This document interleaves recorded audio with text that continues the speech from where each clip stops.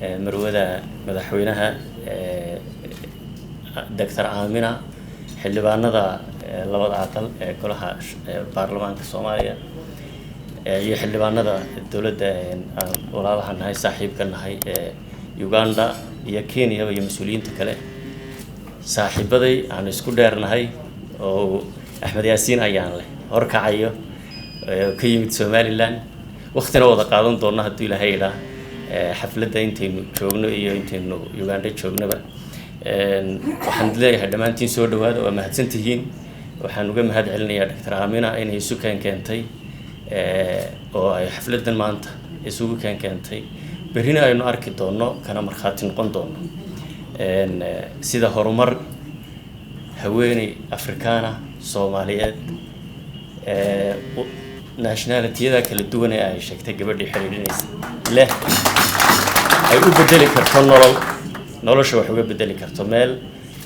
ay ku xusnay taariikhda in dagaal iyo rabshado ku jiraan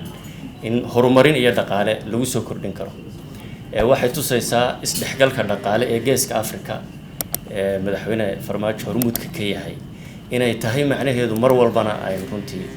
ku tilmaanay inay tahay isdhexgalka dhaqaale ee Soomaalida geeska Afrika marka taasi qayb ka tahay regional integration ama isdhexgalka dhaqaale ee geeska Afrika in Soomaalidu wada ganacsato wax wada qabsato iska dhex ganacsato iyo in Soomaalidu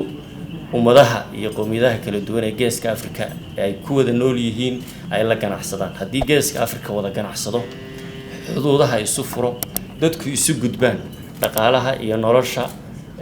wax weyn ayaa laga bedeli karaa marka qaaradda Afrika guud ahaan bal gobolkan geeska Afrika waxa lagu tilmaamaa ka ugu dhibaatada badan laakiin hadii la isla ganacsado la isdhex galo nolosha isku mid tahay dhaqankii iyo dhaqan dhaqaalihii isku dhow yahay horumar weyn baynu sameyn karnaa is ogolaansho iyo is aqbal baa jiri kara beritana taas inagoo ka marakacayna iyo caawa ayaynu u nimid indhaheena insha Allah waa ku soo arki doonaa